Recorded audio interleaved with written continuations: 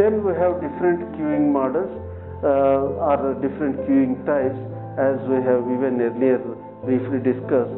Single channel, single phase. Only one line is coming, customers are coming in single line and they are serviced at one station and leaving the system. That is single channel, single phase system. Single channel, multiple phase means customers are entering in single line and they have to get serviced in 2-3 places, then they have to leave, like in the buffet example. Then third thing is multiple channel, single phase. Actually customers are needed to get serviced in only one phase or at once. They have to get service and leave, but there are multiple channels, that means multiple lines.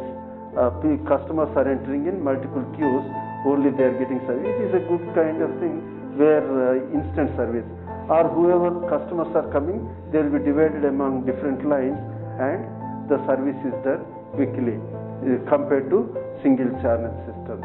In multiple channel, multiple phase. So it is also similar.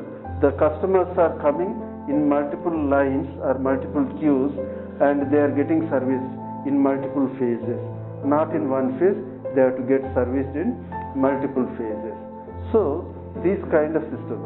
And apart from this, we have the people entering into a system known as finite population entering into a system or infinite population entering into a system. We need to understand if they are countable, we call that as finite population entering into a system. But if it is infinite, uncountable number of customers are entering into the system, but generally it is only finite population that will be entering into the system. And one more thing what we need to understand in the context of queues is if the service time is more than the arrival rate.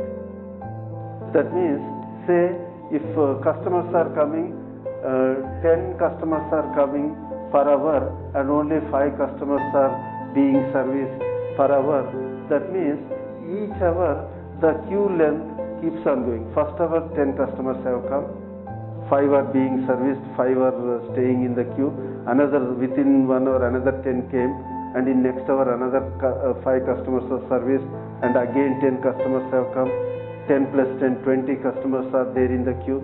That means the queue keeps on increasing when the service rate is